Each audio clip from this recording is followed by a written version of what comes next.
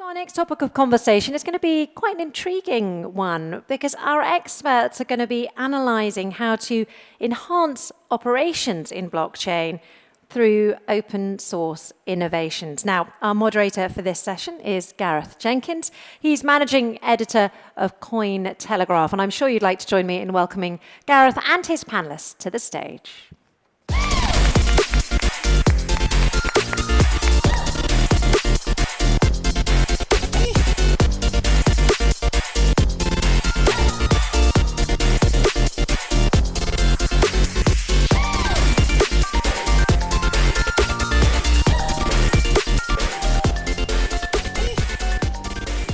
Good morning, everyone. My name's Gareth Jenkinson. I'm the managing editor at Cointelegraph. It's a great pleasure to be here with you this morning talking about open source software and what it means for blockchain. Really, a very interesting topic, and we've got three fantastic minds to unpack this with us. We've got Yev to my left, Sebastian in the middle, and Christina. And I think let's just start off with defining what open source means in the context of blockchain protocols. Christina, we can start with you all the way on the end, because I think you've probably been doing this a lot longer than most other people. Well, we spoke a little bit in the back, and like I said, I think open source is a natural fit with the collaboration and the transparency. I think that it's just a good blend with the decentralized vibe in the blockchain. Sebastian? Yeah, for me it's maybe taking my position as a team lead, people manager, whatsoever. For me, it's all about talent management. And I think open source sets the right incentives, other incentives than traditional software development models, to motivate people to work on the right things. Like Fred mentioned yesterday in his opening keynote, that Pi from Sunday fixed the bug in Amaru or something like that. You don't get smart people to work on things you want them to work on if you don't do it open source nowadays, I'd say. Yev, for you, blockchain and open source, a perfect match? I believe from cybersecurity standpoint, it's both advantage and disadvantage. I believe we'll go through this later on, but definitely it's a good fit in terms of trust, decentralization. Security is still questionable. Let's take it back a step, and maybe each of you can talk a little bit about what you do and what your specific roles are at the firms that you work at in the space. Sure. I am the Chief Operating Officer of Blink Labs, and Blink Labs, we are the Go developers in Cardano. Sebastian? That was short. Yeah, it was. We're doing more, Christina. What do you want me to say? I do more than that. I participate in a number of community aspects within the ecosystem. I work with Pragma. I do the Cardano Over Coffee show as a co-host, and I help out with Catalyst. So I'm fully invested in Cardano. Yep, Sebastian. There we go. I'm the VP of engineering at Cardano Foundation. So it's in the title. I run the engineering teams, and we're doing things that are, of course, in line with our strategy, looking to bring more adoption to Cardano, enhance what we have when it comes to education. Although we are engineering, we are also contributing to this part, like developer documentation. It's key for what we are doing. And then I'm also part of Pragma, on the board, trying to help figure out how we want to work together in Pragma, together with Christina, mostly benefiting from the input that we get from all the other open source OGs in that organization, and then also trying to help with Amaru, which is the Rust node development, which we are doing as a community right from the beginning in an open source approach, which is pretty cool, and not just being public with the code, but really being open source in terms of that everyone can contribute to it. Yeah, I think you've got a pretty interesting role in the ecosystem as someone who works at Hacken, that is, going and reviewing a load of different codes and protocols. Yeah, my name is Yevheniia. I'm a co-founder of Hacken. We are a Web3 security auditor and security provider that secures the industry since 2017. We work in a lot of different chains and in a lot of different levels. So starting like from smart contract audits, layer 1, layer 2 audits. We also do on-chain monitoring and the bug bounties, which is a big contribution to how the community should look like and how it can contribute to the security of the ecosystem as a whole. I'm going to do a temperature check here and see where your guys' head were at many years ago when you maybe got into the Web3 ecosystem. Do you think that Bitcoin really laid the foundation for open source development in blockchain protocols, and has that paved the way for what we have today? Christina, I see you look puzzled. No, I think like open source is a natural fit with blockchain. So I don't think it really belongs or was started with any one. Because again, we want the transparency, we want the decentralized vibe. This is just a natural match. No, but I mean, we can definitely learn from the different blockchains, and that's one of the beauty with the open source, is we can truly benefit from each other. There will be something that's accomplished on one, and we can look at their learning experiences and apply it to what we're working on. You spoke backstage about having a conventional sort of IT background. Open source compared to, or open source in conventional sort of Web 2 versus what blockchain protocols are doing. Is there a big difference between the two? Do you take a lot from what Web 2 does and bring that across here? Yeah, there's a good, so with the corporate world, you definitely have the open source that gets injected in there, and that can be some challenges. However, I think that it is a natural fit, and what we can do with open source in corporate, or whether we're using it in the blockchain, it kind of just goes right across the gamut. Even when I'm hiring developers for Blink Labs, I don't have to necessarily look at somebody that has blockchain experience. I need to look at, do they understand the tasks that I need completed? And one of the big things I really look at is how can they learn? Are they teachable? You know, and if you have the foundation, then we can teach the rest. Sebastian, do you see some differences between the two, Web 2 and Web 3, in terms of open source approaches? No, I wouldn't say so. I mean, open source has been there for actually right from the beginning of software development. Maybe the incentives are a bit different. And of course, when we're talking about Web 3, especially in the infrastructure sector, building a node, building a smart contract platform, it's very beneficial to do it in the open, because it also, like when we look at how auditors are working with us, and I ask someone to do an audit for my platform, and I keep the code closed, I can tell everyone, hey, this auditor had a look at that I'm not doing any fraud or have any backdoors installed, but I have to trust the auditor. And that's not what we want in Web 3. We want to see and verify our own, but we also need those auditors, because if you look at the code base of Cardano, or of any of the other protocols, it's just too much for people to look into it and do the analysis by themselves. So this might be a bit different, because it's really blockchain is this infrastructure play, and I think open source is the right approach on that level, definitely. It's been part of the development of protocols, right? I mean, you think back to what Charles and Vitalik and other people did with Ethereum when they started it, and then when everything else branched out, right? People find a sort of gold standard or a best in class approach, and you take that and you build other things with it and you iterate. To me, as a layman, that really is probably the core tenet of what open source development is all about, right? Like, people develop really good ways of doing things, and there's no point in reinventing the wheel, right? Yes. Do you think that's a core reason why it's important? I think yes, but it's also one of the things where you can do open source in the wrong way.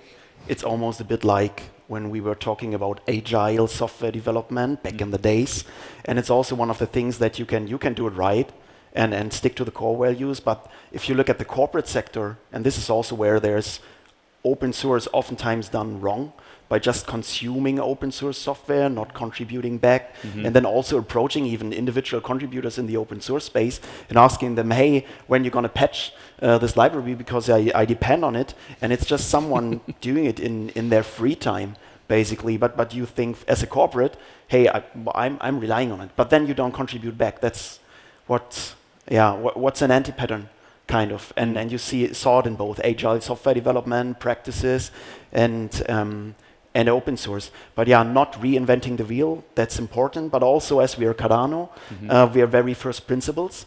So sometimes you just have to look at what problem you're actually trying to solve, and then not just look around how someone else solved it. Of course, you can do it and compare, but you still have to make up your mind and then find your own design, basically, and learn from the past, maybe, and then re-implement partially the wheel. Might make sense.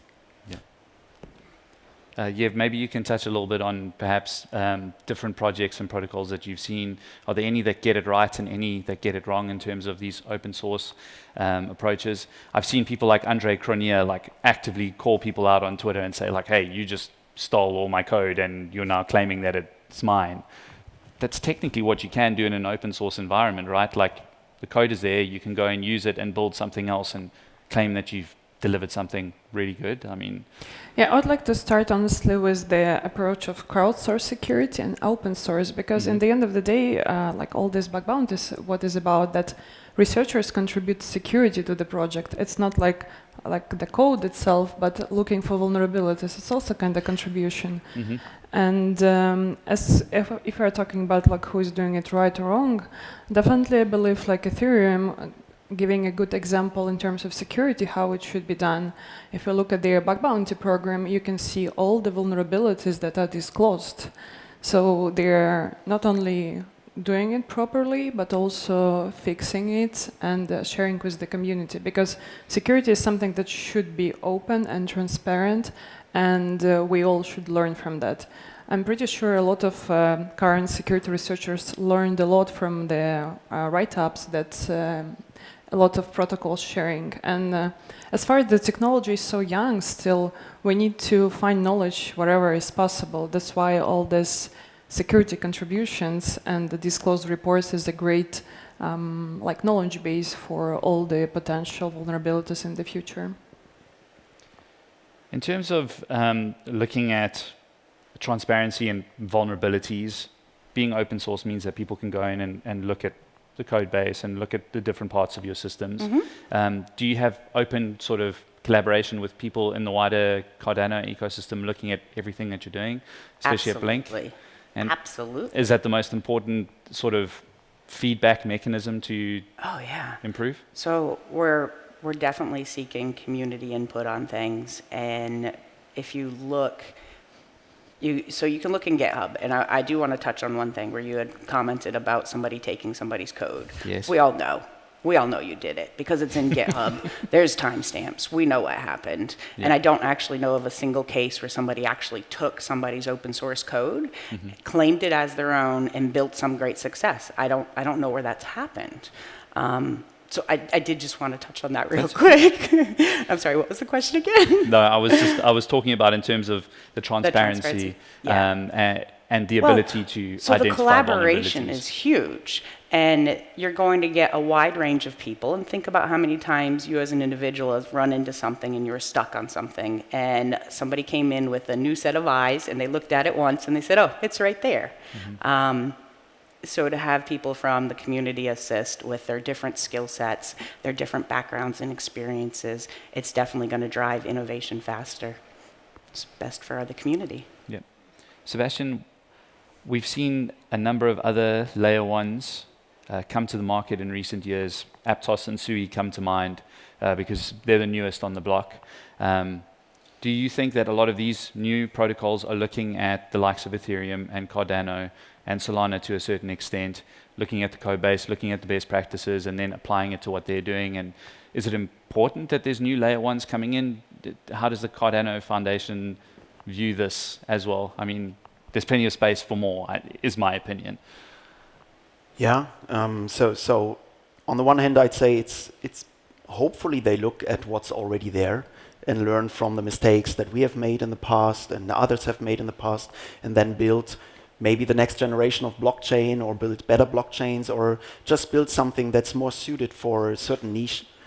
Because there are so many different businesses out there, and maybe not for all the businesses Cardano's the right play, and then they select a chain like Sui, Aptos, or whatever chain is out there, and that's totally fair, because I mean, we're not just about getting adoption for Cardano right, but also for getting adoption for blockchain right, and by that fixing how people are interacting with each other. So I think it's pretty good, as long as we ensure, and that might be a business aspect of it, that there is interoperability between those different projects. That was literally going to be my segue, right? Is what sort of element of open source collaboration comes in here, because everyone's going to at some point be competing for the same slice of the pie. Does the interoperability end game have to be the most important thing that people are working towards? Yeah, I would even say it's not so important to only have this. So of course, technical interoperability, that's one thing. But I was speaking at Cosmoverse 2 days ago, and I raised a point which frequently annoys me when I'm looking up, want to see news about, for example, Cardano layers. And the first thing that I find is if we're going to get layers, then we're going to be faster than Solana. And I see all this bashing of this project is not doing it right, we are doing it better, we are faster, we are more reliable, whatsoever. But I think we will not be, as a blockchain community, be successful if we keep on doing this. But the news that I want to read is out there is basically Cardano and, let's take Aptos, have made a huge pitch towards the backing the European healthcare system, something like that, so that we build partnerships together with other blockchain protocols and then solve real people's problems with the technology that we have. And I think we will only succeed, and you see it in other industries, if you collaborate and work together to reach those people that might want to make use of our technology. What's the biggest hurdle then? Is it like the differences in the core protocols themselves, the programming languages that they're using? This one's up for anyone to take. Ask Fred. I don't know. It's of course you need to get people to talk to each other, and I think they're doing this. But also then of course it's a business.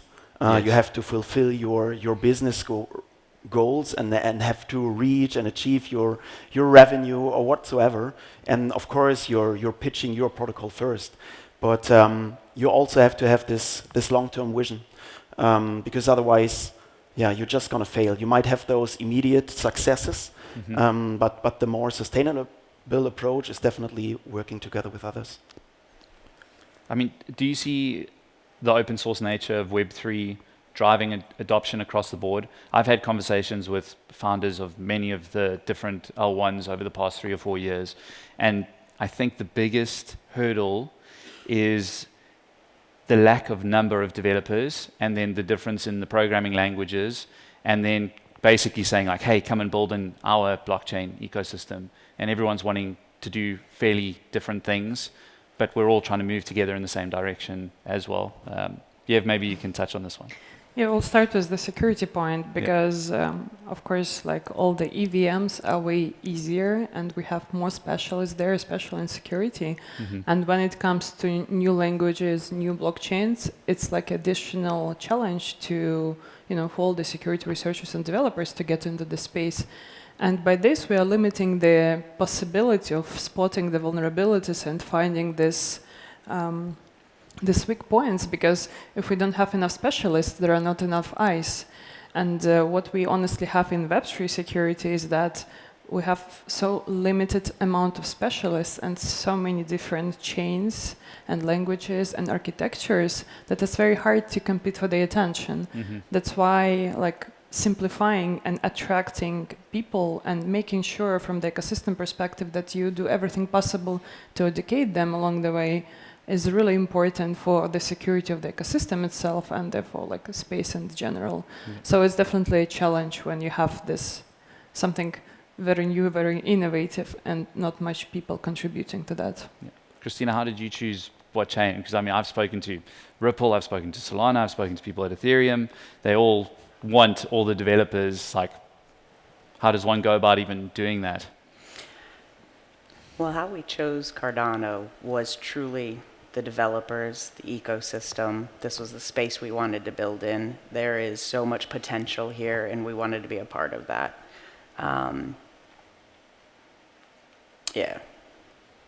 That's it. Yeah, I mean, I think Cardano is where we wanted to be. It really wasn't a question for us, and it might look a little unusual because Blink Labs, as I say, we're the Go developers. We're working on a Go node. We build Go tools, and Cardano's running on a Haskell node, right? Yeah. But that's one of the things that we're excited about is we see a lot of potential here. And if you look at other blockchains, Go is a very popular language. So we want to have this Go node ready so that we can actually bring in more developers from these other languages. And if you look at like GitHub statistics for Go, it is a fastly growing language. Every quarter it's growing 10% or more. So yeah, there's a lot going on there. But within Cardano, it's so beautiful because it doesn't have to be just one thing. Yep. We currently have 4 different types of nodes being worked on. We've got our Rust node with Amaru. We've got the Go node with Blink Labs. Of course, we have Haskell. And we have Michele working on a TypeScript node. And all of these are going to serve a different function. Yes. And so to bring people in and to give them all these options, I think we're just going to onboard more people. And they're open source and they're important. And they're all open source and everyone can contribute. Exactly. And innovation and transparency and all the wonderful things. And they're important for the decentralization of the network in general, right? So you give the blueprint and people can go and look at a Go node and look at what Blink is doing and say, okay, cool, maybe we could do this and that with it and then build their own new node. Yeah, you can build off of it. And that's beautiful too, because you're not having to invest all that time yourself. You have somebody who's done something, they've achieved what they wanted to, and you look at it and they might have saved you weeks, months, years. You start there and just keep going up. Yeah. At the end of the day, people need to make money, right? Like there's a lot of people in this industry that are doing it for the good, but we're in business. How do you incentivize, or how do you guys approach incentivizing people to contribute in an open source way, knowing that they might not necessarily make a lot of money? It's the same thing, like if you look at Bitcoin, a lot of the core contributors are still sort of doing this in an open source freelance type way, right? Like your time equals money. Yeah. It's collaboration. We're using the tools. If I'm building something, we touched on this earlier. So if I'm building something and you're using it, and maybe I'm not getting to it fast enough, and you want to contribute and help get us there quicker. Absolutely. So, yeah, if you're using something, like you said, you do need to contribute. It's the right way to do it. You're going to help the community. And when everybody's working together, they're going to innovate it faster, I feel like. So, yeah. Sebastian, has there been any sort of driving force in trying to incentivize more developers to come into the Cardano ecosystem in general and build? Yeah, definitely. So when you look at the biggest successes in the ecosystem over the past years, it was definitely driven by open source initiatives from the community. So, for example, best example is actually our smart contract platform. We started off with Plutus as the core layer, but also as the language on top of it. And we were struggling with the accessibility of it. Although we did good work in terms of providing educational material, it still was hard because it's functional programming, it's Haskell, that's all not that easy to get a grasp on. But what the community did is, under TX Pipe, there was this project called Hacken, and they started off creating their own front end for our smart contract system, still working together with the IOHK core teams, which have built the smart contract platform, but making it way more accessible. And by that, then also attracting more people in the Cardano ecosystem, because then at once it becomes actually pleasant to develop a dApp on Cardano. And the same is true for tools like Blink Labs does them on the more API layer, or like we call it the value creation layer, to make the node more accessible just by Java libraries, TypeScript, Go, all those mainstream languages that make it easy then for people to build on top of it. We can sit here evangelizing open source development, but we also have to poke holes at the risks. Yev, what are the risks of open source development in general? Yeah, I mean, like I believe we briefly touched on that we have forks, that you never know how we multiply vulnerabilities, and we also like rely on the public libraries. Then we heard about the OpenSSL issues and stuff like that. And when we have these core libraries open sourced and used, then the vulnerabilities are like, you should keep track of these third-party libraries you use there. And also when you're doing fork, you need to follow the main main code base and make sure that there is no recent vulnerabilities. I would say it's like two main risks, except like engaging community, educating them, and stuff like this. From Cardano's perspective, I mean, are there inherent risks in keeping things fairly open source? I would actually say it's open source is more mitigation than a risk for those kinds of things, because if I'm using a third-party library and it's open source, last year I was sitting on the stage with Christian from the Apache Foundation, and he was the one that in the media has almost killed the internet because he was responsible for this logging framework, famous one on in Java, Log4j, and they introduced a bug in this open source library which made it basically possible to exploit your PC when you're running this piece of software, or a piece of software that depends on it. But just because it was open source, everyone could immediately see, okay, where is the flaw? And they patched it in just a couple of hours, basically, and then everyone could roll out the patches. This would have never have happened if this would have been a proprietary library. So I think in that regard, of course you have to manage it, but in that regard I think even open source makes our lives easier as software developers when it comes to using third-party libraries. Christina, do you see any I glaring agree risks? completely with what he said. By having it transparent, you're going to have more people who can actually look for the vulnerabilities and help. And it is a wonderful thing when you're stuck on something and all of a sudden you have a team of diverse people who are equally incentivized. They want this to work. They're going to help you figure it out. You're going to get it quicker. Closed source, think about when we have these vulnerabilities that hit and we're stuck for days waiting for updates. You know, but as Sebastian said, when it's open source, people can look at it and they're going to help you fix it. But don't you think it's always the game of offensive and defensive guys who's also looking at the same code and trying to find the ways how to exploit it? So, you know, it's like who is faster and who has more specialists contributing and looking at the code at this moment. And also what we see in the blockchain, that once you have exploits live on the network, everyone is watching, and like there are a lot of monitoring systems that helps, you know. We also respond quickly to it though. Yeah, that's true. That's like kind of benefit of that you can see everything right away and, you know, react. I feel you're always trying to balance security with convenience. Oh, if it's that's true. secure, it's so inconvenient. And if it's convenient, then it's not It's secure. not secure. This was always the struggle in the corporate world as well. Yeah, but I was going to speak to you about this because security firms, part of their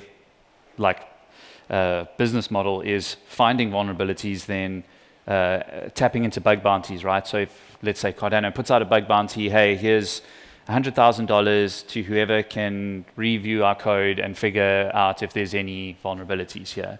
At the same time, there's white hat hackers that go and just browse all sorts of different things and look for vulnerabilities and then disclose them. And then there's the bad hackers that go and do it to exploit it and then just extract the value themselves.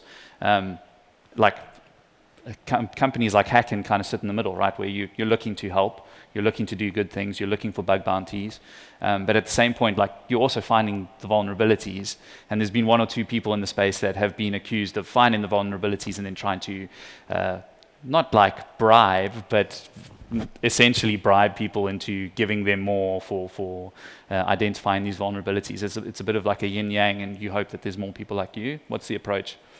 I mean, I believe like ethical hacking is the choice. Yes. And it's about the people and their mindsets and their values. So you're right, it's always always fight between white hat hackers and black hat hackers. But us as an auditor, we're just a part of the chain how to ensure the protocol is secure. Of course, it all starts with the security by design, then it goes for internal testing, then it goes to auditors, and better to have different auditors to diversify risks. And once it's done, it's going to bug bounties and like monitoring, insurance.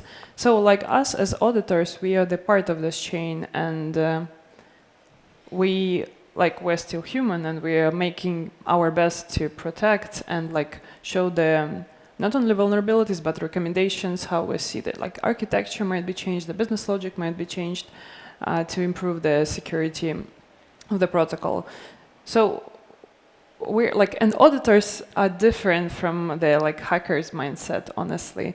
And that's why it's good to combine both of these guys. And as an open source, the benefit of having bug bounty is that you have people like from US to Australia with different skill sets, with different experiences, and they can, cover this security questions from different perspectives.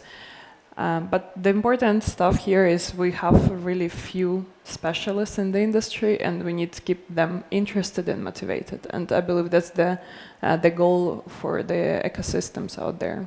Sebastian, what's the approach to sort of identifying potential vulnerabilities in what Cardano is doing as a whole? Is it people like Hacken that are helping out? Is it the community ecosystem and just specific developers that are pointing things out?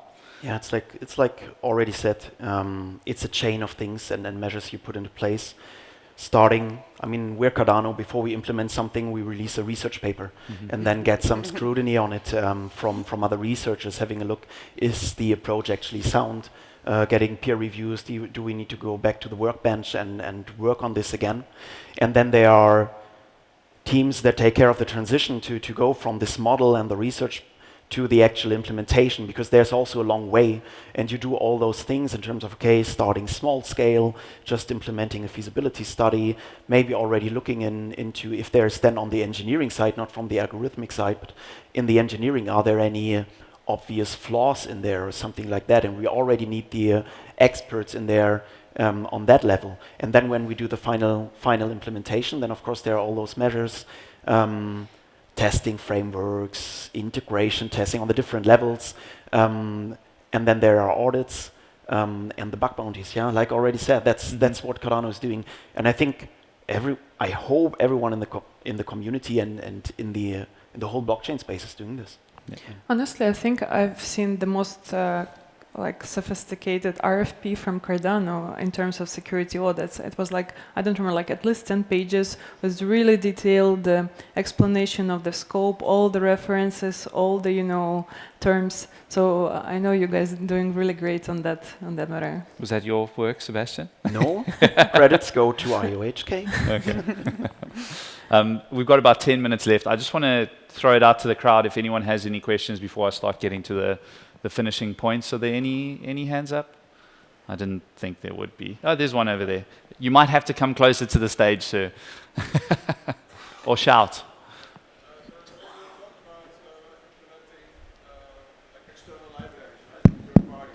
There we go, you got a microphone. I would like to know if there's some kind of auditing before you implement third-party libraries in your software. Sebastian? Before we integrate them or implement own third? Yeah, implement or integrate, yeah. If there's any review of some kind. Yeah, obvious things. We're of course looking at licenses. Is the open source license compatible with what we're wanting to do? That's maybe the simple job. And then we're also doing due diligence on the libraries that we are using. But it depends a bit on the layer or on the type of software that we are developing. When we're doing infrastructure development, definitely.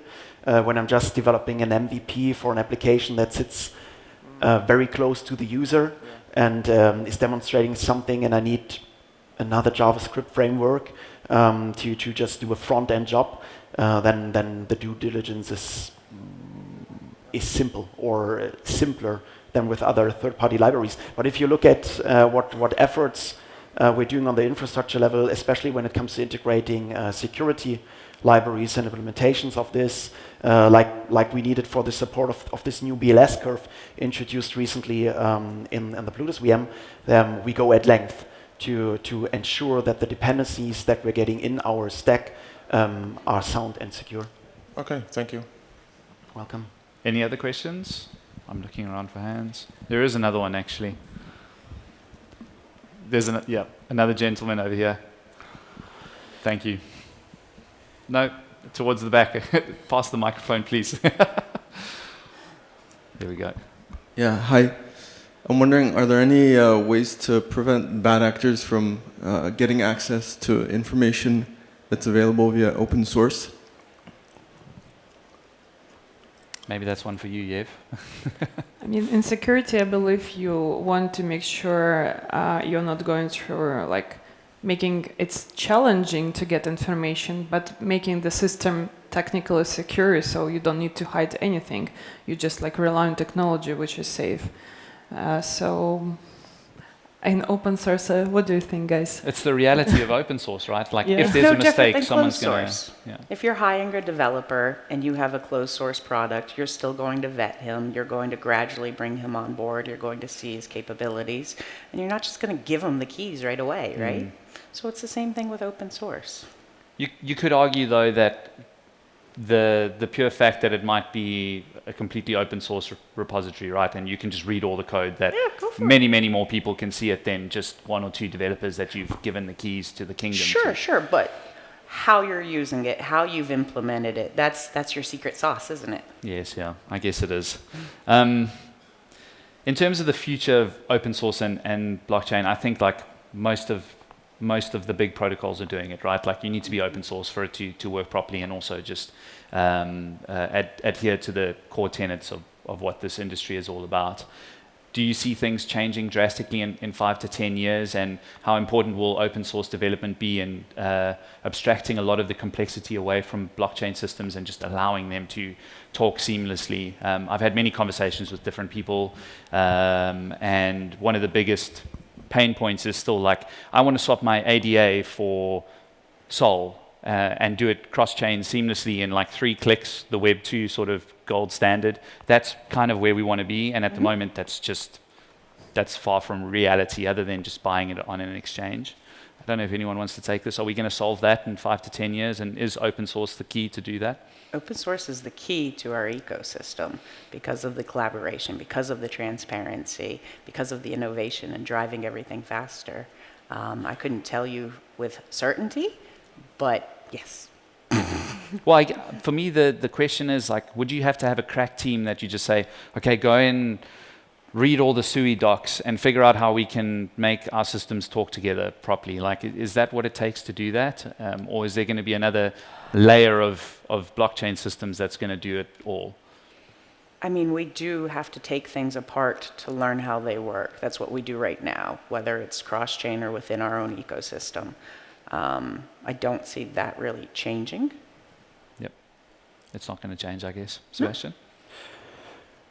I think one thing is it's just a usability challenge, and I don't know if it's really important to do it open source or not, because it's not a software problem on the one hand.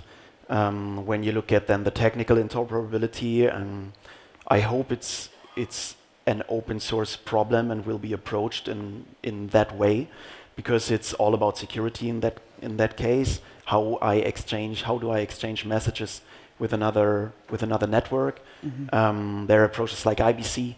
They have their very specific security model based on light clients. There are approaches like Eigenlayer or Layer 0, whatever the protocols are out there.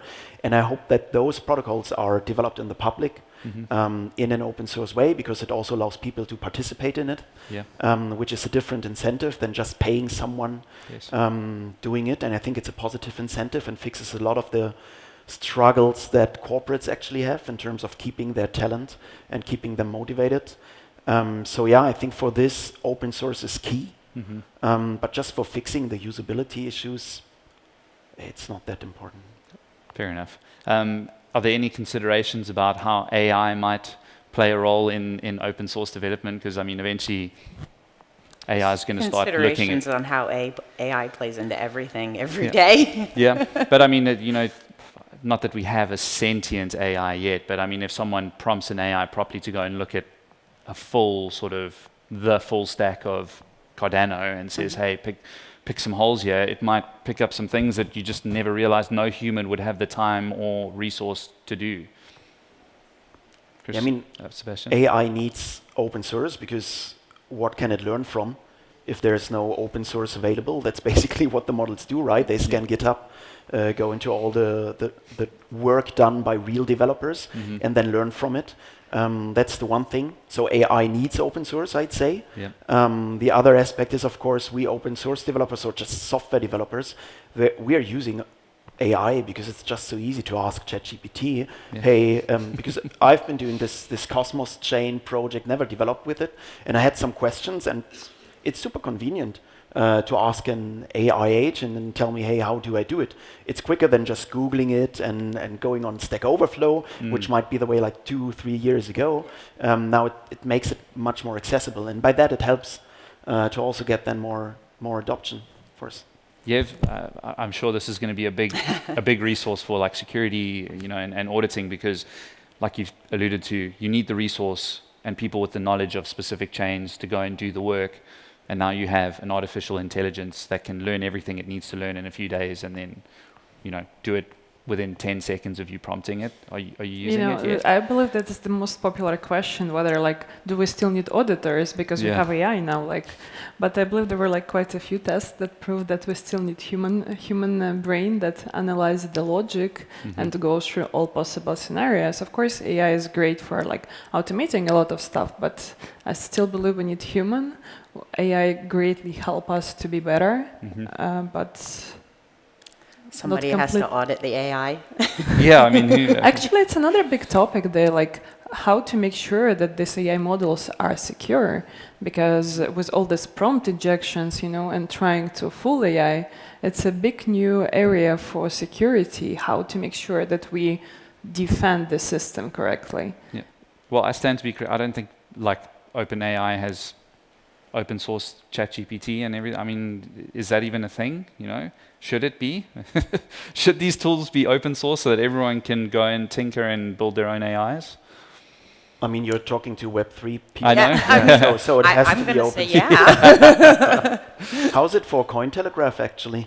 Well, it's AI. I mean, AI can do a good job at writing things, but it cannot do a journalist job. It can't sit here and conduct an interview with you and then also. Robot Sophia, for example. Yeah, but I mean, but you can do an interview and then transcribe the interview and then ask AI to create a summary. You can ask it to write an article, but it's not going to write it like I'm going to write it. I have a certain writing style. So I am of the belief that no, it doesn't replace a journalist's job. But if you use it well, it can drastically improve your efficiency across the board. And I think that's the key use case for pretty much every industry. I don't think it's going to replace every. And there's been some publications that have tried, let's offboard half of our team and use AI to write the articles.